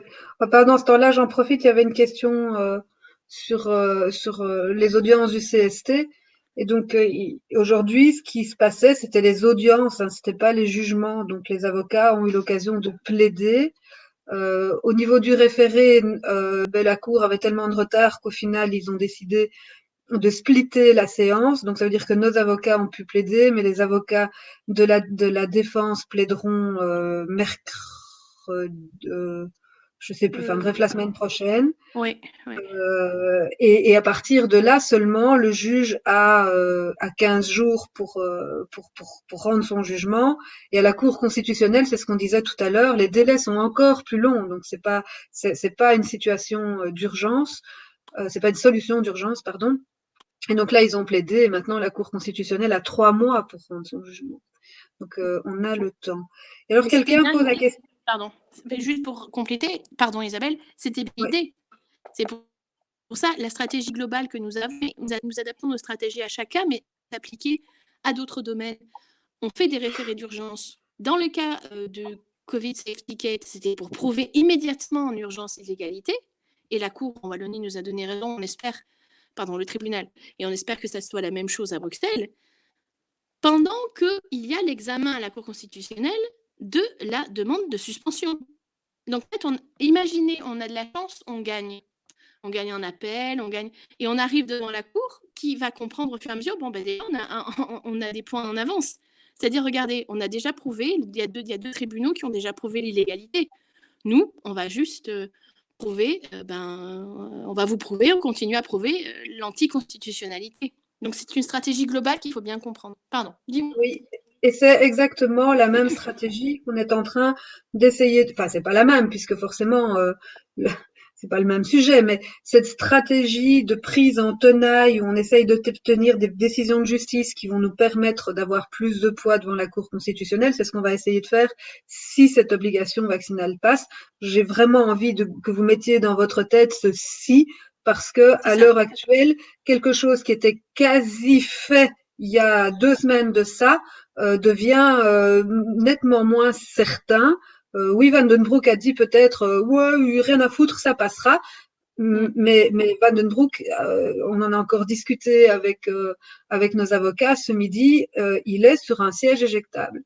Donc, c'est si ça se passe. Si ça se passe. Est-ce qu'Isabelle, Oui, vous avez parlé de la position des syndicats ou c'est pas pertinent? j'ai pas parlé des syndicats, non. Non, mais c'était juste pour vous rappeler que souvent, mais Isabelle, tu peux me contredire parce qu'on n'est pas tous d'accord, mais de défendre, de dire, moi j'ai entendu la majorité des syndicats dire, bah, en fait, nous, on veut pas l'obligation, on est pour l'obligation vaccinale sans les sanctions. Ah, si quelqu'un vous dit ça, vous pensez bien qu'il y a un problème juridique. Vous ne pouvez pas avoir, comme vous ne pouvez pas avoir d'obligation sans loi, vous ne pouvez pas avoir d'obligation sans sanction. C'est très logique.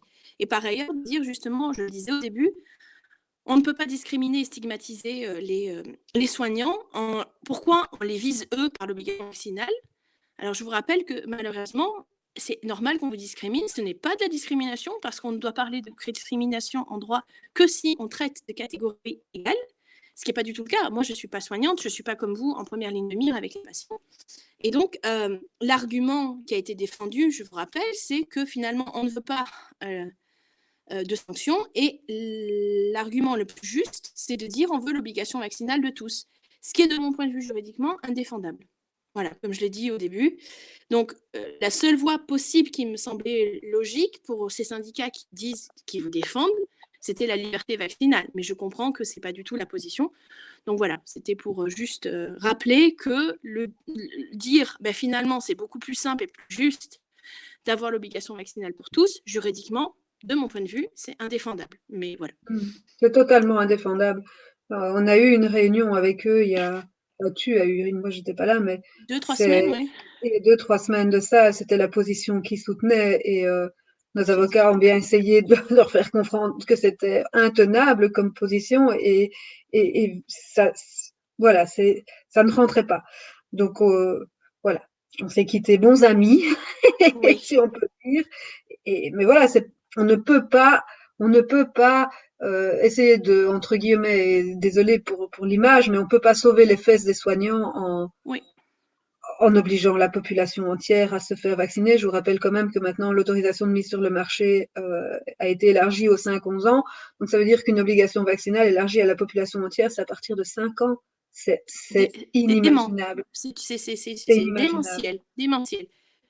Et juste pour vous rappeler, vous êtes les experts, enfin, et avec Isabelle, moi non, moi c'est le droit, hein, mon domaine d'expertise.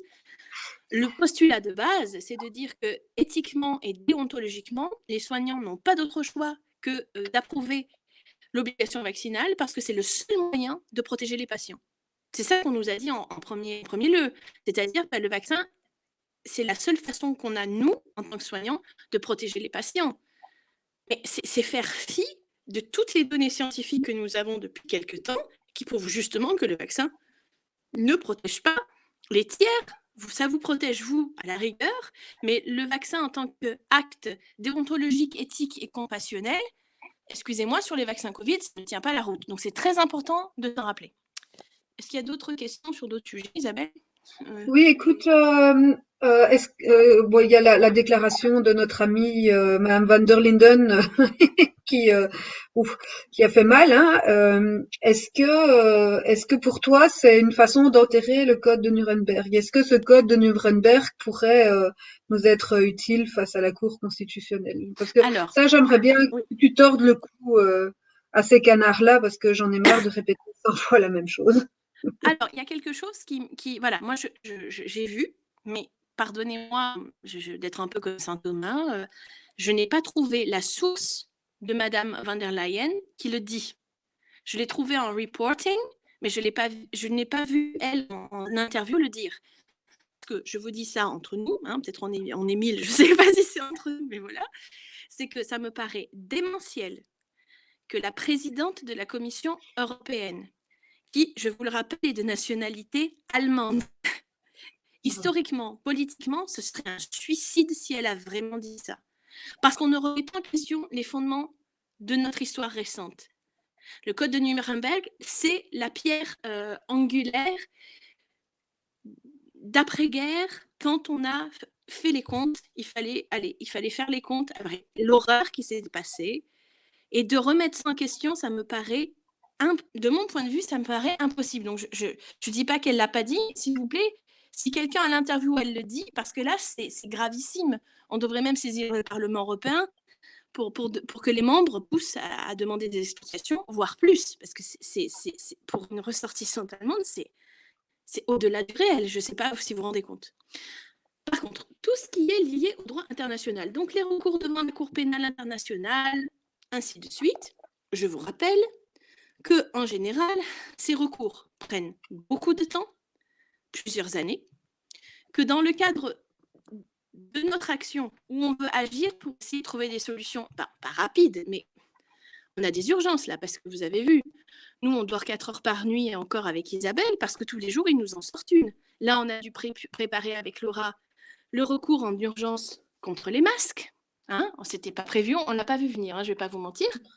Mais donc, regardez les délais qu'on a. On a 48 heures pour trouver les plaignants, pour déposer tout ça, parce que ce sont des recours en urgence. Alors après, des recours plus longs, c'est-à-dire devant la Cour constitutionnelle, bon, ça nous met 3 mois. Après, on peut saisir, comme on l'a fait contre le Parlement européen, la Cour de justice de l'Union européenne. Donc, c'est des recours qui doivent être, comment dit-on en français, timely, qui doivent être faits dans le bon timing.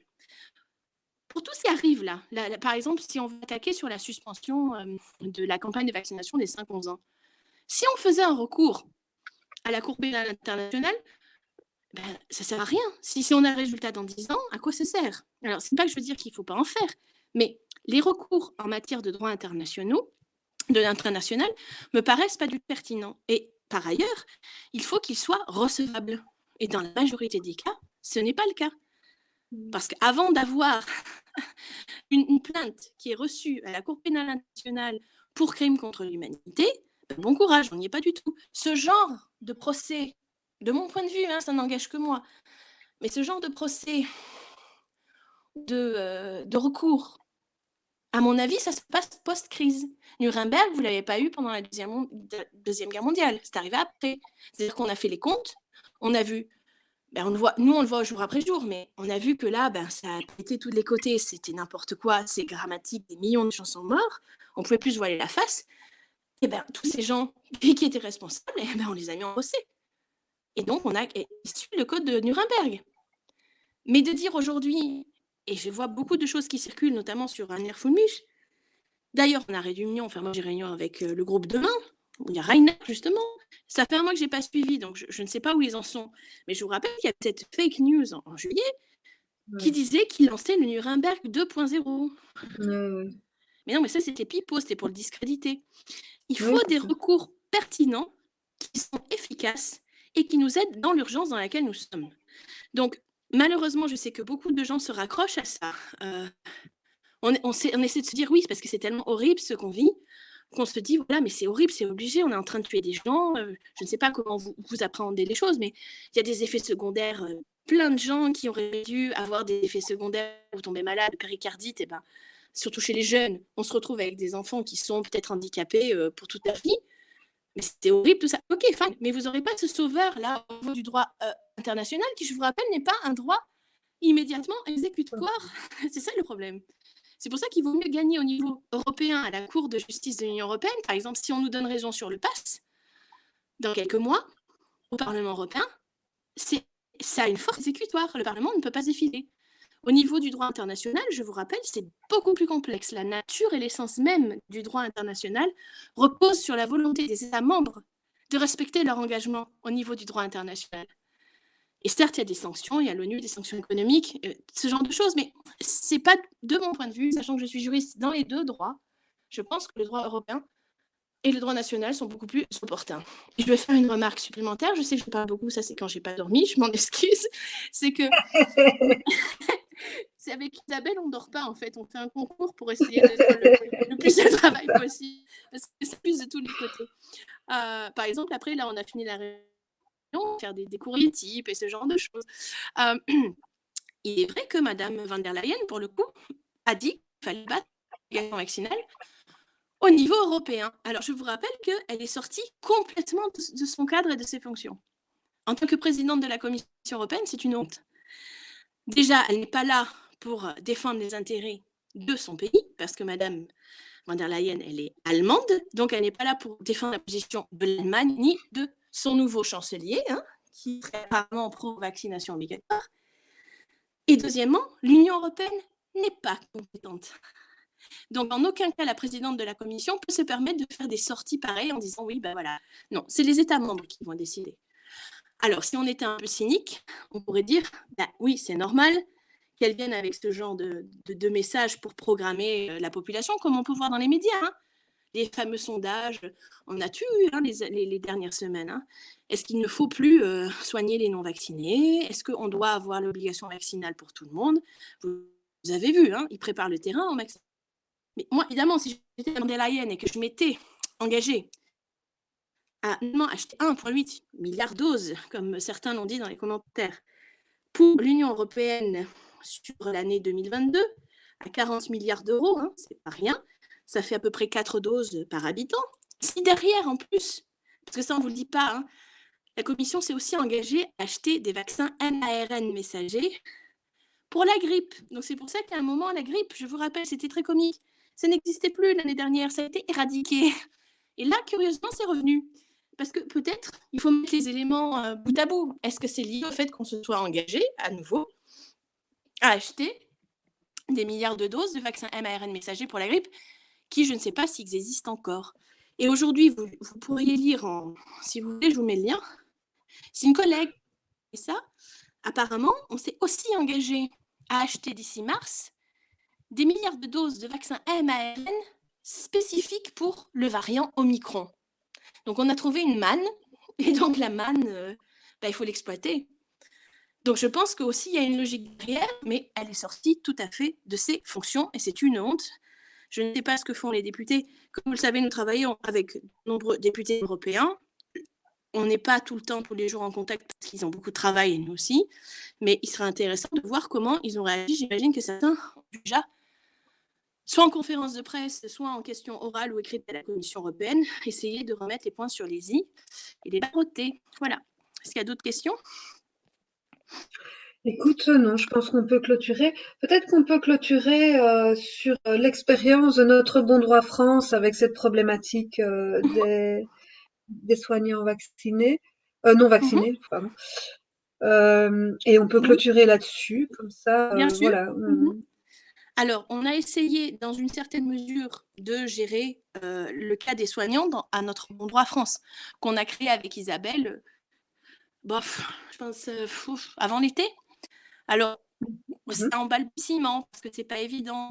Vous savez qu'on est présent au Québec, on n'a pas les bons avocats, on n'en a pas d'ailleurs, c'est pour ça.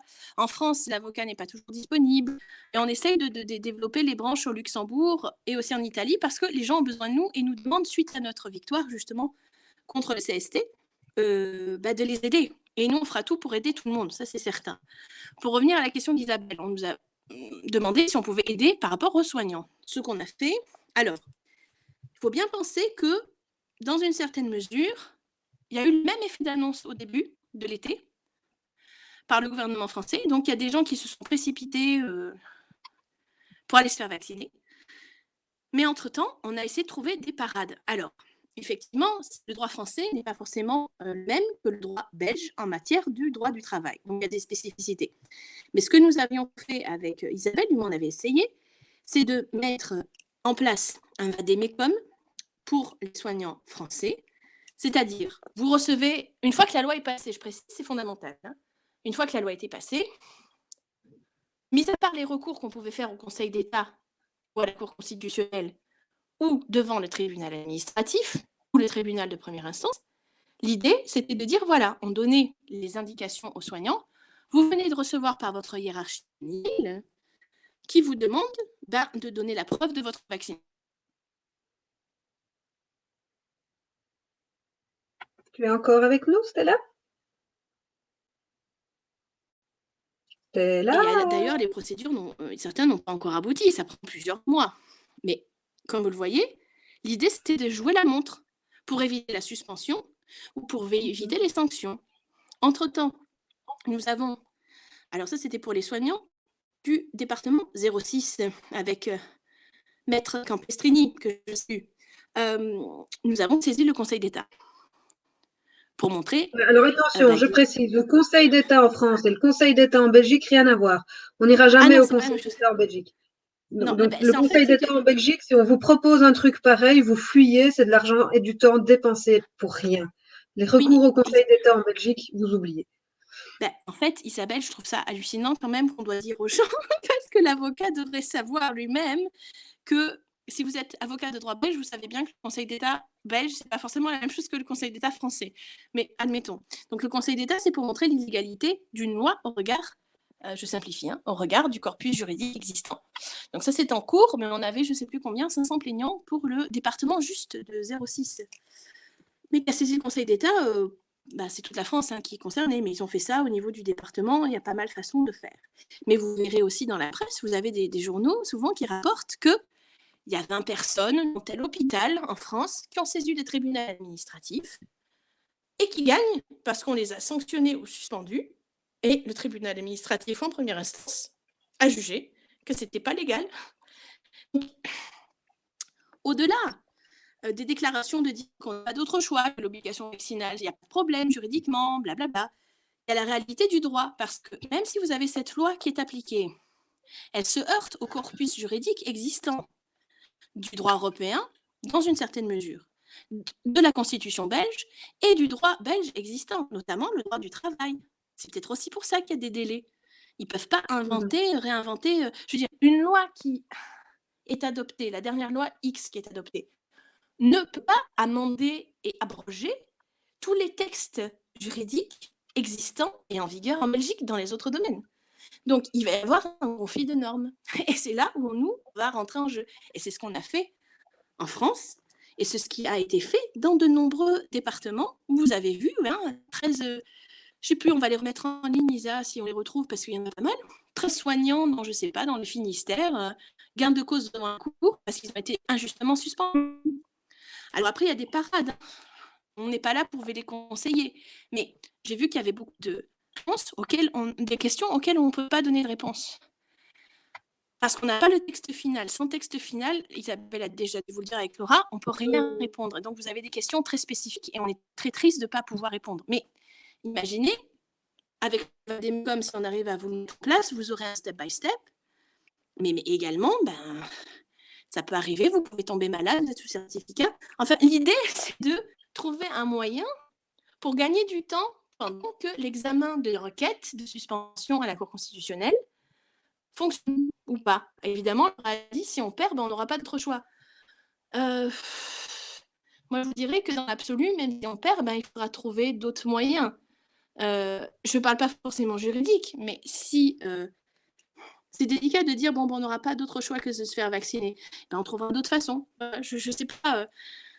Mais entre-temps, avant d'arriver à cette extrémité-là, il faut continuer à faire du lobby. Moi, je pense que le lobby est bien. Par exemple, si je ne sais pas dans quelle mesure vos syndicats, vous êtes en contact, mais ils sont censés défendre vos intérêts. Et peut-être, il serait opportun, compte tenu du désarroi apparent et des délais qu'il y a par rapport à l'adoption de cette loi, pourquoi pas, Isabelle, qu'est-ce qu'on en pense? Si on ferait pas un lobby soignant pour relancer la machine, dire qu'au syndicat, c'est pas du tout la bonne idée, aux députés, aux ministres, je ne sais pas. On peut faire plein de choses. Tout à fait. Donc, vous avez sur la page sur laquelle vous êtes inscrit pour recevoir le lien de cette conférence, vous avez un petit bandeau avec télécharger la brochure. J'ai vraiment essayé de la faire la plus factuelle possible, de façon à ce qu'on puisse vraiment pas nous traiter d'anti-vax, parce que c'est pas ce que nous sommes. La plupart d'entre nous avons tous nos vaccins. Je préfère dire on est des pruvax, on est prudents. Et donc l'idée était de, moi je suis pas pro-vax, je suis pas anti-vax, je suis pruvax, tu vois, je suis prudente. Oui. L'idée est de diffuser cette brochure vers les politiques, si vous prenez la décision d'aller les rencontrer, mais aussi vers les syndicats. Parce que en discutant avec certains délégués syndicaux, en fait, je me suis aperçue qu'ils n'avaient pas ils connaissaient pas l'existence des clauses d'exonération dans les contrats vaccins, ils ne connaissaient pas l'existence des effets secondaires et des effets secondaires graves. Et donc voilà, vous pouvez, soyez tous pruvax, je vous en prie, shipper l'expression. Mais donc, tant pis, c'est mes notes. N'hésitez pas, si vous êtes syndiqué, si vous avez des contacts avec vos délégués syndicaux, de commencer à les lobbyer avec cette aide qu'on vous a mis à disposition pour qu'ils prennent conscience que demander l'obligation vaccinale pour tous, c'est pas une solution et que la seule solution, c'est pas d'obligation. On est dans une situation où cette vaccination doit rester un choix déterminé avec le médecin traitant. Pour tous, même les patients à risque. Qu'est-ce que je voulais dire? Je voulais dire, ah oui, pour clôturer. Je ne sais pas pourquoi, je ne sais pas quelles sont les informations qui ont été diffusées, mais depuis quelques jours, je reçois de la part de soignants toutes leurs données personnelles, nom, prénom, numéro NIS, numéro de visa et même parfois des copies de diplômes. Alors je veux bien qu'on a très envie de préparer les recours contre la loi, mais c'est beaucoup trop tôt. Donc, pour ceux qui l'ont déjà envoyé, sachez que je les ai dilettés parce que je ne veux pas garder ces données personnelles dans notre boîte mail tant que je n'en fais pas l'usage.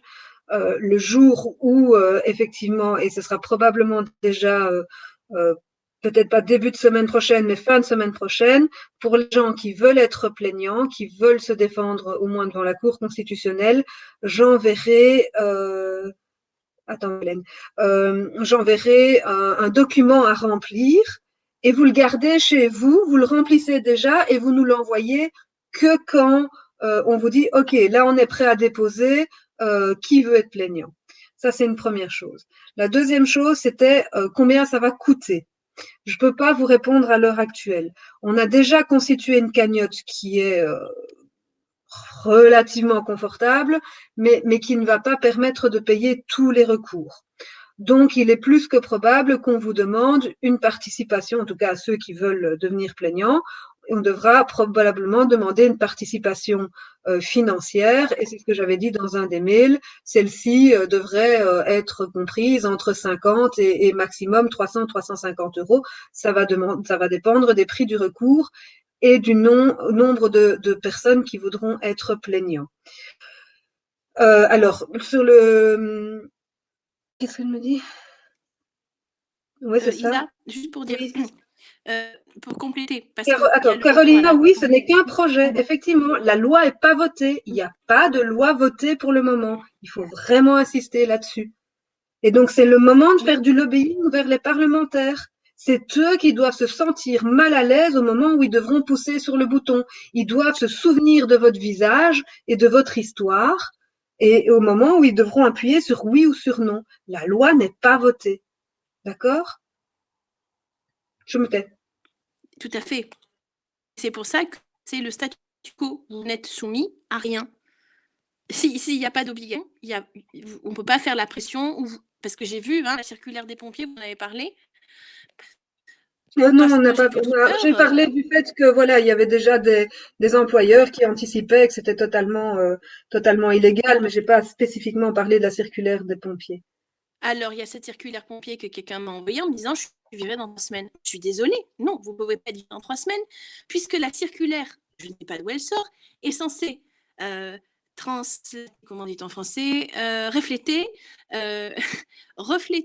la loi telle qu'adoptée et en vigueur. Donc, on adopte, je veux dire, c'est du délire.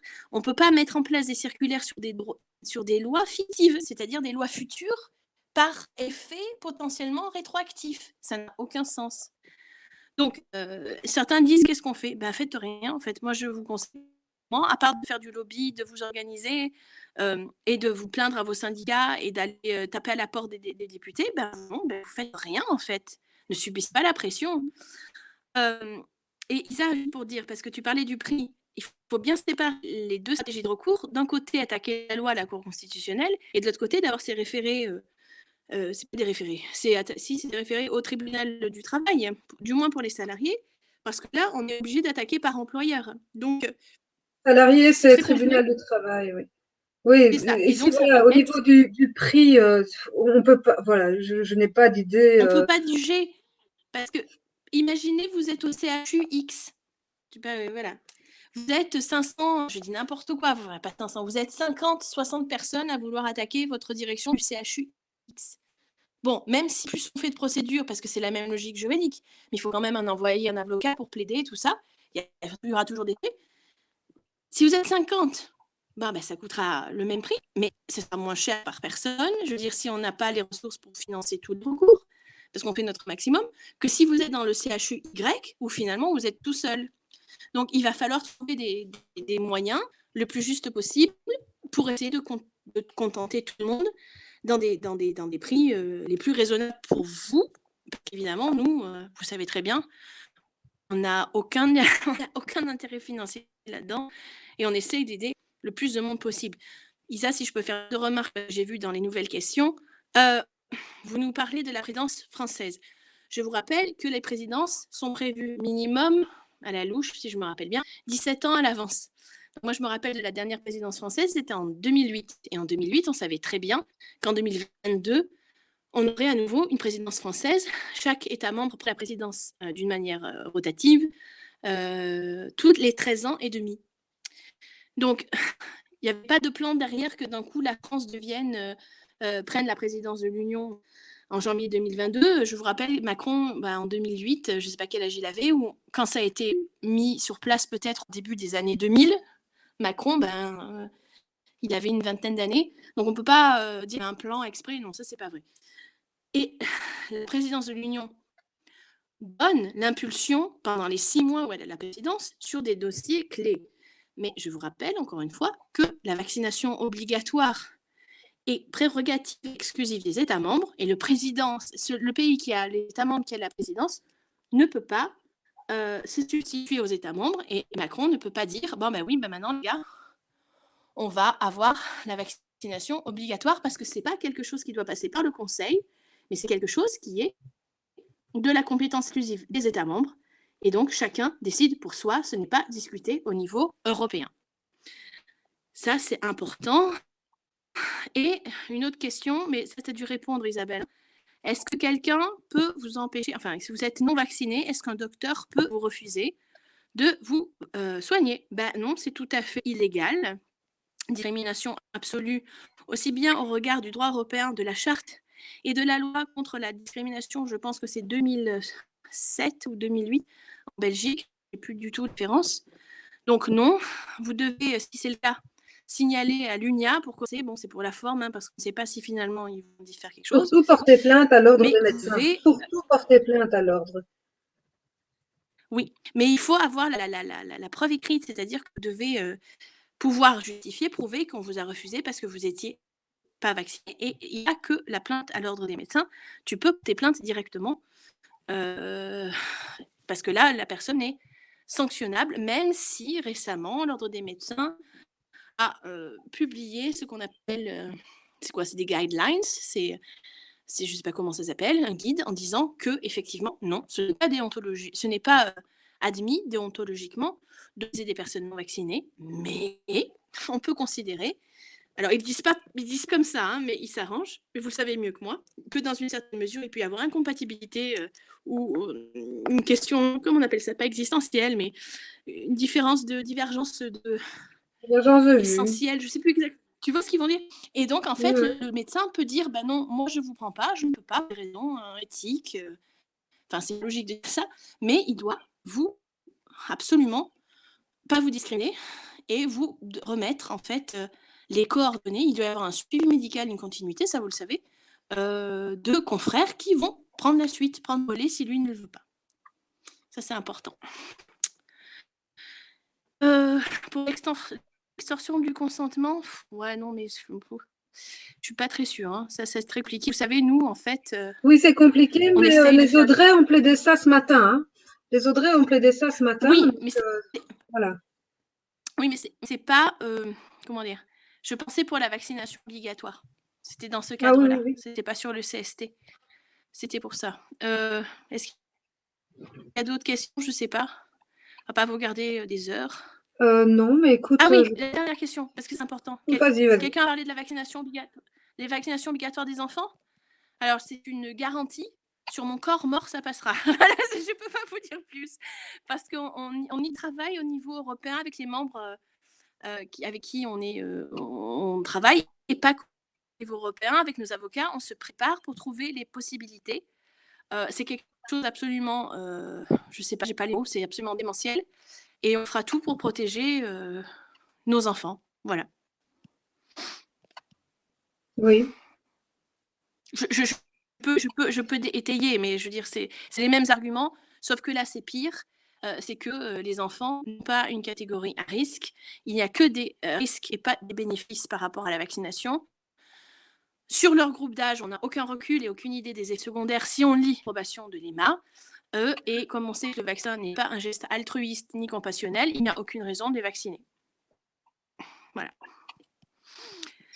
Oui. Est-ce qu'il y a autre chose? Écoute, non. Je pense qu'on a fait le tour. Voilà, je mets le lien Telegram. C'est ça. Voilà. Je mets le lien du groupe Telegram dans le chat. On m'a désabonné de notre chaîne sur Facebook. Oh, bah, c'est bien possible, hein. Vu qu'on a été punis, ils nous diffusent moins, c'est clair. Bon, voilà. Donc, on va sauver la vidéo avant. Ouais. Parce que Oui, mais sinon, on va ici, faire une vidéo comme la dernière fois. Ouais, oui, ça de toute façon, je vais la télécharger et vous envoyer le lien pour le replay. Alors, les intervenants complémentaires peuvent-ils être plaignants? Mais tous les soignants qui sont concernés par l'obligation vaccinale peuvent être plaignants, hein, donc quel que soit leur statut, bien sûr. Bien, ben je pense qu'on a Et attention. fait le. Oui. Vas-y. Mais juste une chose, qu'est-ce qu'on entend par soignant? Je vous rappelle que dans tout acte législatif, du moins, moi je ne suis pas spécialiste de droit belge, vous le savez, mais il y a une définition qu'on entend par soignant. Est-ce que c'est Il faut qu'on ait la définition, parce que soignant, ça peut être la version stricte ou la version étendue, selon le concept qu'il y aura dans la loi telle qu'adoptée à la fin. Oui, c'est ça, on doit attendre le texte de loi, ça on a déjà dit dès le départ, c'est que a priori, il n'y aurait vraiment que les personnes qui sont en contact avec les patients, mais voilà, donc il faut attendre le texte. Il y a beaucoup de questions qui restent en suspens, mais comme l'a dit Laura, tout ça, si la loi passe telle quelle, elle va nous mettre dans une telle insécurité juridique que ce sera à la limite facile entre guillemets, mais elle sera attaquable par tous les côtés. L'insécurité juridique, c'est quelque chose qui est totalement injustifié, injustifiable en droit. Donc ce texte va être modifié, j'espère, et j'espère surtout qu'il passera pas. Voilà. Et là, on pourra j'ai deux requins, je suis désolée. Ouais, vas-y. Monsieur Truy ou Madame Truy de Vinter dit qu'il y a Care for Freedom. Est-ce que je peux demander à cette personne avant qu'on raccroche tout? Quel est le nom de l'avocat? Parce que vous nous dites que donc Truy, désolée, je ne prononce peut-être pas bien, vous avez trouvé un avocat pour vous défendre. On voudrait savoir le nom de l'avocat. Après, unir les forces, vous savez, c'est toujours quelque chose de très compliqué. Nous, on est pour l'inclusion. Vous savez qu'on est unis avec vraiment les top collectifs et associations en Belgique et en Europe. Et on fait notre maximum. Mais bon, on voudrait savoir, Truy, si vous pouvez nous mettre le chat ou par email le nom de l'avocat, ça serait très utile parce qu'on n'oublie pas la Flandre. Et Laurent Zorghi demande est-ce qu'on a une soirée comme celle-ci concernant les masques des enfants? Bon, ben Isa. On va redemander à Laura, hein, mais on va la laisser dormir cette nuit quand même. Nous, on est prêts, hein, on est là. Chaque semaine, on fait des on réunions va lui sur des demander. Mais recours. en tout cas, le recours est déposé. Oui, on va essayer d'organiser ça. Ça va. On va faire ça. Merci beaucoup à Est-ce tous. qu'on fera d'autres actus? Ben oui, bien sûr, dès qu'on a des infos complémentaires, dès qu'on a éventuellement un texte, enfin dès qu'on sait, on refait une soirée d'information. Je renvoie les newsletters et je vous dis, probablement fin de semaine prochaine, je vous enverrai déjà la fiche. Ne me la renvoyez pas tant que je vous donne pas le go, parce que ce sont des données personnelles. Je veux pas garder ça dans la boîte mail tant que je les utilise pas. Mais comme ça, au moins, le jour où on peut déposer une requête, on sera prêt. Et alors, Stella, qui s'y colle? On nous pose une question sur Monsieur Van Steenbrugge. Sur le quoi? Je n'ai pas entendu. Van Steenbrugge. Ah Walter. On est à la recherche d'avocats en Flandre, effectivement, donc je Mais là, non, je pense qu'on passera, on va essayer d'en trouver un Oui, autre. Je sais pas, Isabelle. voilà, pour vous donner une idée, Monsieur Van Steenbrugge, il y a 1 an de ça maintenant, rien que pour pouvoir s'asseoir à la même table que lui demandait 10 000 €. Donc, non. Voilà. Et donc, en fait, nous, on privilégie évidemment la qualité, on ne remet pas du tout en question ses compétences, mais nous sommes une association créative qui est là pour servir le peuple, le public. On essaye de trouver les avocats les plus compétents et aussi les plus convaincus qui n'ont pas que certains aspects. Et je sais que ça coûte très cher, mais il y en a qui sont très bien et qui ne demandent pas le même prix. Pensez-vous, puisque nous, vous savez qu'on défend aussi les fonctionnaires européens, les députés, il ne faut pas nous voir comme poule aux œufs d'or, parce qu'en fait, le but des gens. Donc voilà, on est très attentifs aux aspects financiers parce que c'est votre argent. Et donc, il y a des choses qui, disons, on fait attention. Voilà, donc c'est dommage, c'est des gens qui sont super compétents, mais voilà, on est à des budgets stricts et on pense aux gens, on pense à vous, et voilà. Par contre, on nous parle de Ariane Van Den Abel. Je ne la connais pas, j'ai marqué. Donc, très bien ça. Je vois pas. Ariane. Je te laisse noter parce que je vois pas. Bien. Excusez-moi, hein, c'est pas ma langue malheureusement. Van Den Abel. Merci beaucoup Magali pour ça. Ok, on va se renseigner. Vas-y. Donc, pour rester informé d'une éventuelle deuxième soirée, Van de Castel. Van de Castel, ça a changé. C'est Voilà. pas la même. Okay. D'une éventuelle deuxième soirée, si jamais on a d'autres informations, mais vous vous inscrivez à la liste des soignants sur la page dédiée à la pétition vaccinale, et c'est par là que je vous informerai le jour où il y a quelque chose de nouveau, ou le jour où il faut passer à l'action. Et le mot de la fin, effectivement, Yannick, pas de loi, pas d'obligation. Et évidemment, on tient le coup, parce que c'est ça qui les rend fous. C'était notre amie, la ministre de la Santé, wallonne, qui se félicitait de l'effet du Covid Safety Kit sur les inscriptions à la vaccination. Il y a eu exactement un bond de 3% de vaccination en plus après l'annonce du Covid Safety Kit. Autant dire que ça a fait un flop.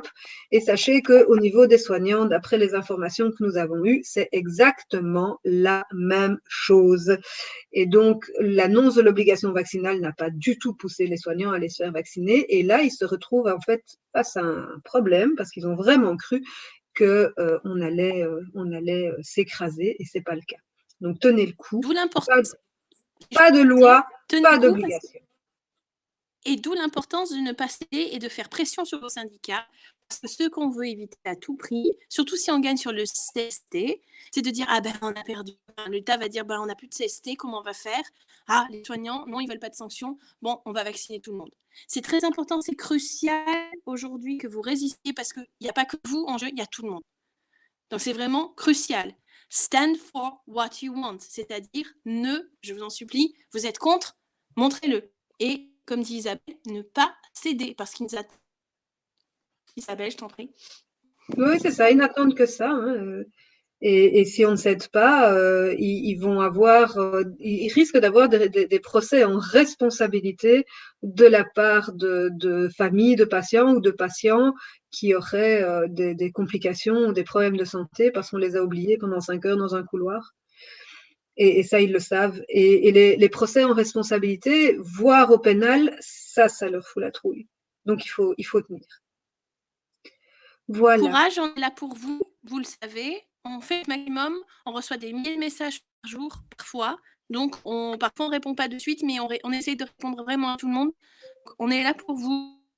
S'il y a des urgences, on fait notre maximum. Voilà. Merci à tous. Isa. Oui. Je vous souhaite une bonne soirée à tous et à bientôt. Merci tout le monde. Merci. À bientôt.